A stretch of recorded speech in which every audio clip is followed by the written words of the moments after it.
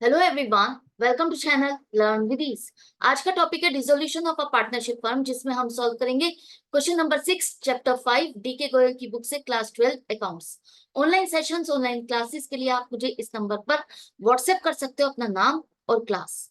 अगर आप डीके गोयल के साथ साथ टीएस ग्रेवाल बुक को फॉलो कर रहे हो तो इसी चैनल की प्लेलिस्ट को क्लिक करो, आपको न्यू एडिशन के सॉल्यूशंस अपलोडेड मिलेंगे। साथ में ही कम्युनिटी सेक्शन में एमसीक्यूज मिलेंगे क्विज की फॉर्मेट में और एमसीक्यूज के सॉल्यूशन शॉर्ट्स में। तो बहुत कुछ है चैनल पर, विजिट द चैनल। अच्छा लगे तो शेयर और सब्सक्राइब जरूर करना। क्वेश्चन में एबीसी 3 पार्टनर है जिनकी प्रॉफिट शेयरिंग रेशियो 2:1 2:1 है। इनकी फर्म डिसॉल्व हो रही है, ये पूरा बिजनेस वाइंड अप कर रहे हैं। डिसोल्यूशन के टाइम पर आपको बैलेंस शीट दी गई है। एसेट्स और लाइबिलिटीज को किस तरह से रियलाइज किया गया, एसेट्स को बेच करके क्या पेमेंट मिली, लाइबिलिटीज को किस तरह से पेमेंट की गई, ये सब इंफॉर्मेशन आपको दी है। आपको बनाने नेसेसरी अकाउंट्स। नेसेसरी अकाउंट्स का मतलब है रियलाइजेशन अकाउंट, फिर पार्टनर से रिलेटेड कोई लोन अकाउंट है वो बनेगा, उसके बाद आपका बनेगा पार्टनर्स कैपिटल अकाउंट और लास्ट में बनेगा बैंक अकाउंट, बैंक या कैश अकाउंट। करेक्ट है, यही सीक्वेंस आपको रखनी है। तो वो फॉर्मेट आप तैयार रखो और साथ ही साथ हम पोस्टिंग करते जाएंगे। जैसे कि रियलाइजेशन अकाउंट है, रियलाइजेशन अकाउंट में आप डेबिट साइड पे क्या लिखोगे, जितनी भी आपकी एसेट्स है, कौन सी एसेट्स जिन्हें आप कैश में रियलाइज कर सकते हो, कैश में कन्वर्ट कर सकते हो। जैसे कि फिक्स्ड एसेट्स, फिक्स्ड एसेट्स 50,000 की जिसे बेच करके आप पैसा ले सकते हो। स्टॉक 60,000, डेटर्स 30,000 लिखोगे। यहाँ पर नेट अमाउंट से नहीं लिखोगे, डेटर्स यहाँ लिखोगे और इससे रिलेटेड जो प्रोविजन है उसे आप क्रेडिट साइड पे लिखोगे 2,000। नेट अमाउंट बिल्कुल मत लिखना, जो भी एसेट है उससे रिलेटेड अगर कोई प्रोविजन है उसे आप क्रेडिट साइड पे लिखते जाओगे। इसके बाद फर्नीचर, ये भी आपकी रियलाइजेबल है, 20,000 रुपए लिखो। गुडविल, ये आपकी 18,000 की इंटेंजिबल एसेट है, लेकिन हम इसे कैश में कन्वर्ट कर सकते हैं, रियलाइजेबल है ना। तो इसलिए आप वही एसेट लिखोगे जो कैश में कन्वर्ट कर सकते हो, चाहे वो टेंजेबल हो या इंटेंजेबल हो। तो 18,000 भी यहाँ पर लिखोगे। कैश एट बैंक, ये आप यहाँ पर नहीं लिखोगे। कैश के बारे में हम बात करें कि कैश हमें रियलाइज होगा बेचकर के एसेट्स, तो वो तो आपका कैश है ही, इसे हमें कन्वर्ट और करने की जरूरत नहीं है, तो ये आपका रियलाइजेशन अकाउंट में नहीं है। अब आ जाओ लाइबिलिटी साइड। लाइबिलिटी साइड में आप वही लिखोगे रियलाइजेशन अकाउंट में जो थर्ड पार्टी से रिलेटेड है, आउटसाइड पार्टी से। पार्टनर से रिलेटेड लोन है तो वो यहाँ नहीं आएगा, पार्टनर्स के कैपिटल अकाउंट नहीं आएंगे, और जो आपके रिजर्व्स हैं वो भी यहाँ पर नहीं आएंगे जब तक उनसे रिलेटेड कोई क्लेम ना हो। करेक्ट है, जैसे वर्कमैन कंपनसेशन रिजर्व है लेकिन इससे रिलेटेड क्वेश्चन में चेक करो कोई क्लेम नहीं, तो हम यहाँ पर रिजर्व को रियलाइजेशन अकाउंट में नहीं लिखेंगे। तो क्रेडिटर्स आगे 40,000, bills payable 10,000, A's loan partner का लोन है नहीं लिखा जाएगा, लेकिन मिसिस एज लोन जो कि ए की वाइफ है वो पार्टनर नहीं है, आउटसाइड पार्टी हो गई, आउटसाइड लाइबिलिटी हो गई, तो इसका जो लोन है वो हमें पे करना है, थर्ड पार्टी लोन है, 16,000 यहाँ लिखोगे। वर्कमैन कंपनसेशन रिजर्व नहीं लिखेंगे क्योंकि इससे रिलेटेड क्लेम नहीं, पार्टनर्स के कैपिटल अकाउंट भी नहीं। अब जो लिखना था वो हम सब लिख चुके हैं। अब एसेट्स को हमने बेच करके किस तरह से पेमेंट कौन सी मिली वो लिखेंगे। कहाँ लिखेंगे, क्रेडिट साइड पे। एसेट्स को बेच करके पैसा मिला या हमने क्रेडिट पे सेल की, किसी को सामान बेचा और उससे पेमेंट नहीं मिली, तब भी आप यहाँ पर लिखोगे। जैसे फर्नीचर जो कि आपका ए ए आपका क्या है, पार्टनर है। ए यहाँ पर फर्म का पार्टनर है जिसने फर्म का फर्नीचर जो कि 20,000 का है 20% लेस पर खरीद लिया। 20% लेस मतलब 20,000 का 20%, 4,000 कम वैल्यू, 16,000 पर इसने खरीद लिया। 20,000 वाला फर्नीचर उसने 16,000 में खरीद लिया। ए ने फर्म का फर्नीचर 20,000 वाला 16,000 में खरीद लिया। क्या उसने पेमेंट की है, ऐसा कुछ लिखा है, नहीं लिखा, इसका मतलब पेमेंट तो नहीं मिली। तो यहाँ पर बेशक हमने फर्नीचर बेच दिया अपने ही पार्टनर को, लेकिन बेच तो दिया ना, तो इसको यहाँ पर लिखोगे by A's capital account, furniture 16,000। Bank account नहीं लिखोगे क्योंकि पेमेंट अभी नहीं मिली, तो एंट्री क्या मिली बनेगी, इससे पैसा हमको लेना है, A's capital account debit to realisation account. अब फर्नीचर अकाउंट नहीं लिखोगे, अब आपने जितनी भी एसेट थी वो आपके रियलाइजेशन अकाउंट में ट्रांसफर हो गई, वो रियलाइजेशन अकाउंट का एक पार्ट हो गई है। अब यहां से जो भी निकलेगा वो रियलाइजेशन अकाउंट को ही डेबिट या क्रेडिट होगा। तो जैसे यहां पर आपने फर्नीचर बेचा, उसको बेच करके पैसा नहीं मिला, पैसा हमें किससे लेना है, एज कैपिटल अकाउंट, उसको आप डेबिट करो। और रियलाइजेशन अकाउंट से यहां से ये फर्नीचर निकल गया, तो फर्नीचर निकल गया तो रियलाइजेशन अकाउंट क्रेडिट होगा, 16,000 लिख दो। अब इसको बेच करके प्रॉफिट या लॉस, ये सब आपको बुक नहीं करना कि मुझे इसको बेच करके लॉस हो रहा है, नहीं, ये एंड ऑफ द मोमेंट है जब आप बिजनेस को वाइंड अप कर रहे हो। तो जो पैसा मिल रहा है बस वो लिखते जाओ, और एंड में जो भी आएगा वो फाइनल नेट अमाउंट आपका प्रॉफिट या लॉस वो एक ही बार में आ जाएगा। हर एक एसेट का अलग अलग हमको नहीं लिखना। इसके बाद स्टॉक को हमने बेचा और हमें 52,400 रुपए मिले। स्टॉक हमारा 60,000 का था, इसे हमें बेच करके 52,400 मिले, तो बैंक अकाउंट डेबिट हो गया। यहाँ पर एक बारी साथ के साथ पोस्टिंग करो, पार्टनर्स कैपिटल अकाउंट में क्रेडिट साइड पर 40,000, 20,000 और 20,000।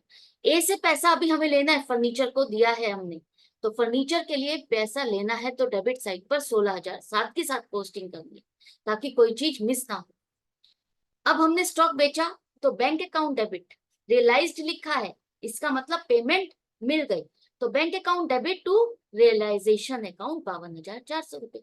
अब ये पैसा हमको मिल गया, तो साथ के साथ बैंक अकाउंट में लिखो, ओपनिंग बैलेंस लिखो, बैलेंस शीट से उठा करके 10,000, और बैंक में जो पैसा आया स्टॉक को बेच करके 52,400 डेबिट साइड पे लिखो।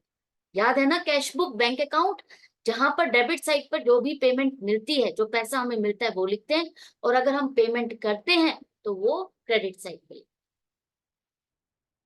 नेक्स्ट आपका लिखा है कि बेड डेट्स हो गए 5,000, मतलब डेटर्स आपके 30,000 थे, उसमें से 5,000 के डूब गए, 5,000 की पेमेंट नहीं मिली। इसका मतलब 30,000 में से 25,000 तो मिल गए। अब आप कहोगे हमारा यहाँ पर प्रोविजन भी तो है 2,000 का, तो बेड डेट्स को इसके साथ ही तो एडजस्ट करना चाहिए। बिल्कुल सही बात है, लेकिन यहाँ पर आप ऐसा नहीं करोगे।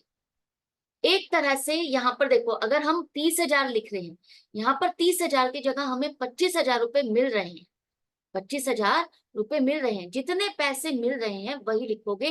30,000 माइनस 5,000, बेड डेट्स को हमेशा हम किससे एडजस्ट करते हैं, माइनस कर देते हैं ना। डेटर्स अब हमारे कितने रह गए, 25,000, ये 25,000 तो अच्छे डेटर्स थे जिनसे हमें पेमेंट मिल गई।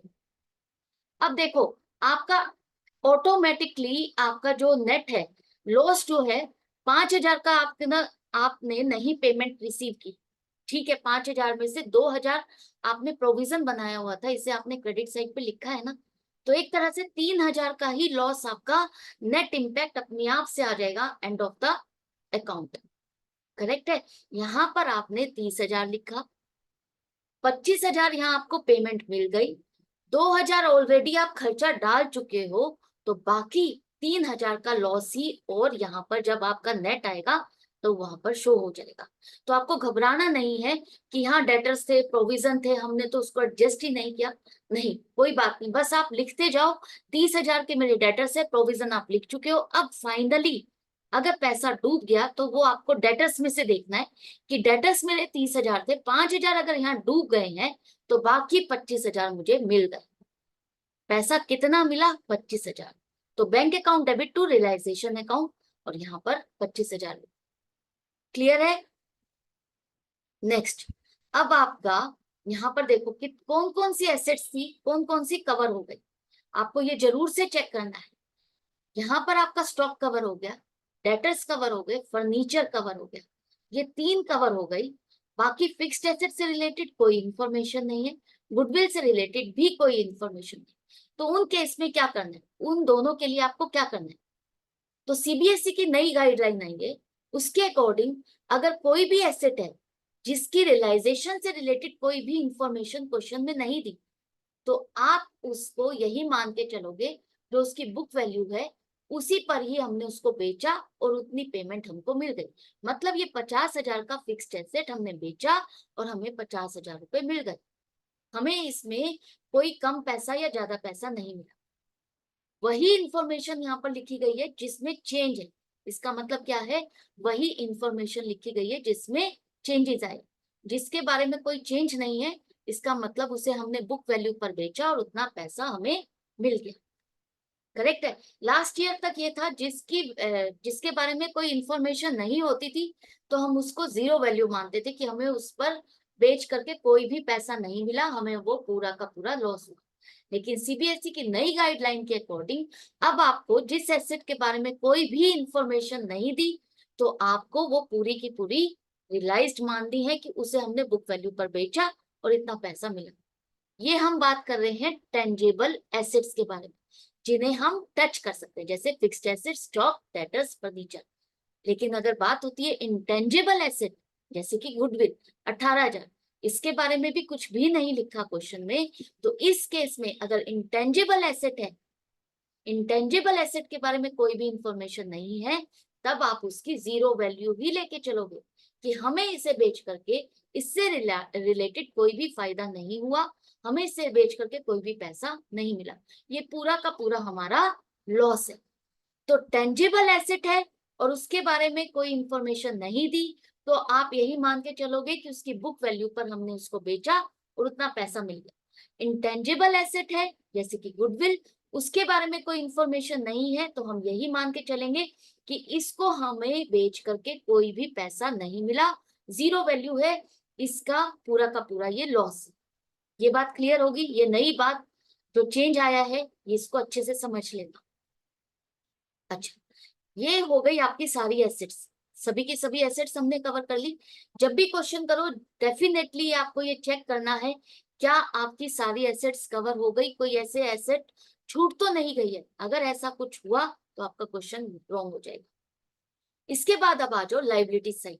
अब हमें देखना है कि लाइबिलिटी साइड पर हमने किसको पे किया। पहले यहाँ पर 50,000 फिक्स्ड एसेट्स की जो पेमेंट मिल गई उसे लिखो। लाइबिलिटीज में देखो यहाँ पर लिखा है कि हमने एक्सपेंसेस किए हैं 3,000 रुपए के। रियलाइजेशन से रिलेटेड खर्चा हुआ हमारा 3,000 का। ये जो भी हम रियलाइजेशन से रिलेटेड कर रहे हैं प्रोसेस, एसेट को बेचना, लाइबिलिटीज को पे करना, इन सब में भी तो खर्चा होता है। किसी को कमीशन देना, किसी को कुछ करना, किसी को हायर करना, कोई लेबर लगाना, तो ये सब में खर्चा हमारा हो गया 3,000। अब रियलाइजेशन के टाइम पर जब आप बिजनेस को वाइंड अप कर रहे हो तो प्रॉफिट एंड लॉस अकाउंट तो है नहीं। अब जो सडन खर्चा आ रहा है एंड ऑफ द मोमेंट, उसे आप यहीं पर ही लिखोगे डेबिट साइड कि ये हमारा खर्चा हुआ। Realisation account debit to bank account 3,000। इसी तरह से कोई सडन इनकम होती है उसे हम कहाँ लिखेंगे, क्रेडिट साइड पे, bank account debit to realisation account. Correct है। तो यहाँ पर 3,000 रुपए लिखो रियलाइजेशन अकाउंट।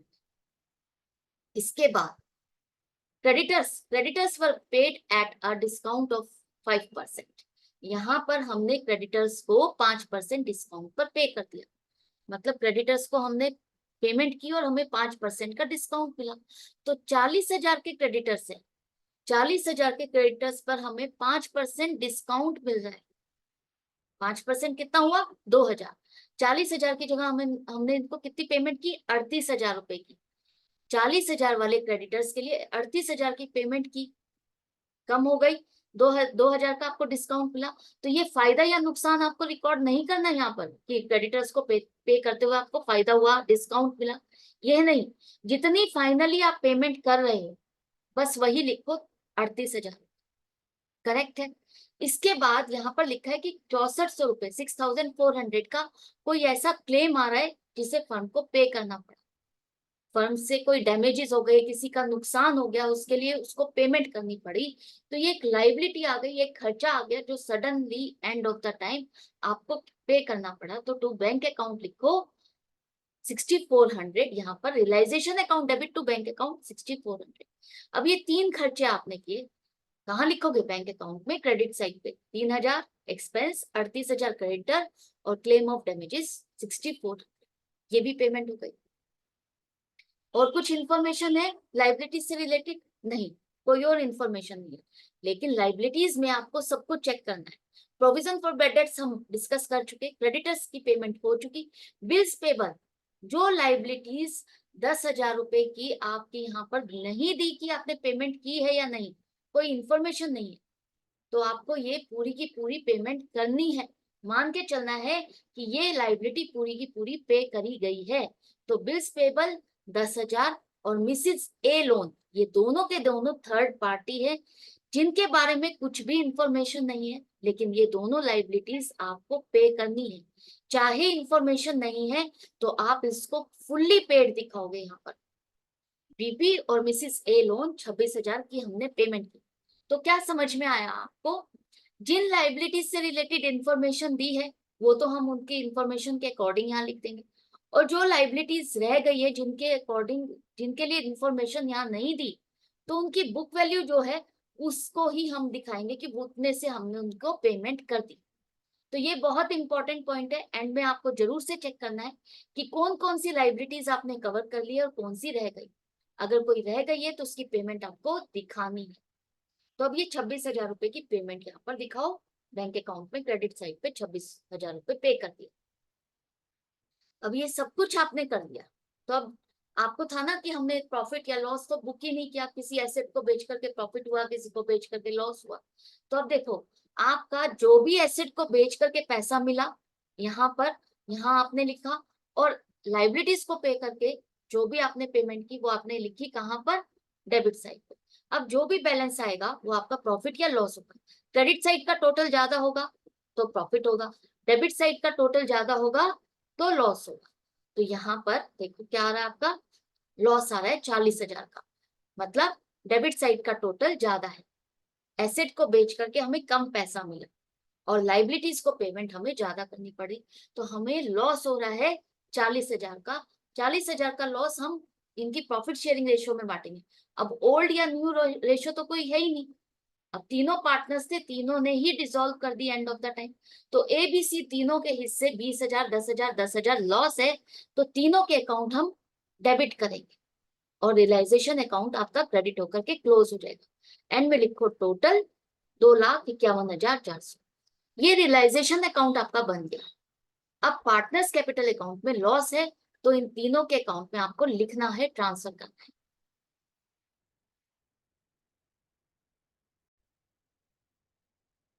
इस तरह से रियलाइजेशन का लॉस 20,000 10,000 और 10,000, ये सब करने के बाद अब बारी आती है, जब हम थर्ड पार्टीज की पेमेंट कर देते हैं उसके बाद बारी आती है कि कोई पार्टनर का लोन है जो उसने फर्म को दिया हुआ है, तो उसकी पेमेंट की जाएगी। तो यहाँ पर पार्टनर ए ने फर्म को लोन दिया हुआ है, कितना, 20,000। अब आप इसकी पेमेंट कर दो। जब आप एसेट्स को रियलाइज कर लेते हो, थर्ड पार्टीज की, आउटसाइड पार्टीज की पेमेंट कर देते हो, उसके बाद हम अपने पार्टनर से देखते हैं कि कोई लोन लिया हुआ है या दिया हुआ है, तो उसकी पेमेंट की जाएगी या उससे पेमेंट ली जाएगी। तो 20,000 रुपए का फर्म ने पार्टनर से लोन लिया हुआ है जिसे अब हम पेमेंट कर देंगे। तो पेमेंट करोगे तो क्या होगा, A's loan account debit to bank account, 20,000 हमने पूरी पेमेंट कर दी। इससे रिलेटेड कोई इन्फॉर्मेशन तो है नहीं कि हमने ए को कम लोन, कम पैसा दिया या उसके साथ उसको इंटरेस्ट दिया, कुछ भी नहीं है। तो पूरा ये लोन आपने पे कर दिया, कुछ भी इंफॉर्मेशन नहीं है, तो हम यही मान के चलेंगे कि पूरा पैसा हमने उसको दे दिया। यहाँ पर बैंक अकाउंट पे लिखो कि ए के लोन की पेमेंट कर दी, साथ ही साथ पोस्टिंग करते जाओगे तो कोई भी चीज मिस नहीं होगी। अब ये करने के बाद अब बारी आ जाती है कि पार्टनर्स का बैलेंस कितना बचता है जो हमें उन्हें पेमेंट करनी है। इससे पहले ये सब करने के बाद, लेकिन इससे पहले आपका रिजर्व है 20,000 का, वो भी तो पार्टनर्स में बांटना है। तो ये वर्कमैन कंपनसेशन रिजर्व 20,000 रुपए, ये पार्टनर्स में डिस्ट्रीब्यूट करोगे तो तीनों के हिस्से कितना कितना आएगा, वो उनके कैपिटल अकाउंट में आप क्रेडिट करोगे। 2:1:1 रेशो के हिसाब से 10,000 तो मिलेंगे ए को, 5,000 बी को और 5,000 सी को। करेक्ट है। ये सब करने के बाद अब आती है क्लोजिंग बैलेंस की बारी। क्लोजिंग बैलेंस क्या होंगे, अब आप फाइनली इनको पेमेंट ही करोगे कि इन तीनों का हिसाब किताब कितना बनता है, हमें इन्हें पेमेंट कितनी करनी है। तो ए को पेमेंट करनी है 14,000, बी को 15,000 और सी को 15,000, और एंड में लिखो टोटल। ये टोटल लिखने के बाद पार्टनर्स कैपिटल अकाउंट आपका क्लोज हो गया कि हमने इनको पेमेंट कर दी, इनका हिसाब किताब भी पूरा हो। अब यहाँ पर पेमेंट कर रहे हो पार्टनर्स को, तो इन तीनों को कितना कितना पे किया वो लिखो क्रेडिट साइड पे। अब ये जो बैंक अकाउंट है इसका अब आप टोटल चेक करो। यहाँ पर डेबिट साइड का टोटल आपका कितना आ रहा है, 1,37,400। क्रेडिट साइड का टोटल कितना आ रहा है? 1,37,400। इसका मतलब हमारे पास कुछ भी पैसा नहीं बचा, सब कुछ हमने बांट दिया, जो हमारे पास था वो सब कुछ डिस्ट्रीब्यूट हो गया। तो बैंक अकाउंट जो बनता है डिसोल्यूशन के केस में, वो आपका एक तरह से बैलेंस शीट है। यहाँ पर आपका क्लोजिंग बैलेंस नहीं आना चाहिए, नील होना चाहिए। अगर आपका कोई क्लोजिंग बैलेंस आ रहा है डेबिट या क्रेडिट, तो इसका मतलब आपने कहीं ना कहीं मिस्टेक की। अगर बैंक अकाउंट आपका एंड में नील बैलेंस दिखाता है, इसका मतलब आपका क्वेश्चन कंप्लीट है और करेक्ट है। आई होप आपको अच्छे से समझ में आ गया। अब इसकी सीक्वेंस देखो क्या बनेगी। फर्स्ट आप बनाओगे रियलाइजेशन अकाउंट, उसके बाद आप बनाओगे partners loan account. Partners loan account कौन सा? जो लाइबिलिटी वाला है। अगर इससे पहले हमारा एसेट साइड पर कोई पार्टनर से लोन अकाउंट होता, तो पहले वो लिखते, वो बनाते, लेकिन उसके बाद लाइबिलिटी वाला। तो लाइबिलिटी वाला है हमारे पास, एसेट वाला नहीं है, तो लाइबिलिटी वाला लोन आप यहाँ पर फॉर्मेट, ये आपका आ गया। इसके बाद पार्टनर्स कैपिटल अकाउंट आपको बनाना है, ये आ गया। इसके बाद एंड में बैंक अकाउंट, ये। तो ये सीक्वेंस आपकी रहेगी क्वेश्चन की कि चारों अकाउंट आपको किस तरह से बनाना है। डिसोल्यूशन के केस में, डिसोल्यूशन के चैप्टर में, मेन क्वेश्चन में आपको ये सीक्वेंस जरूर से फॉलो करनी है। अगर आपने ये सीक्वेंस फॉलो नहीं की तो आपके मार्क्स कट जाएंगे। तो इसमें, इन चैप्टर में, इस चैप्टर में इस सीक्वेंस पर आपको ध्यान देना है।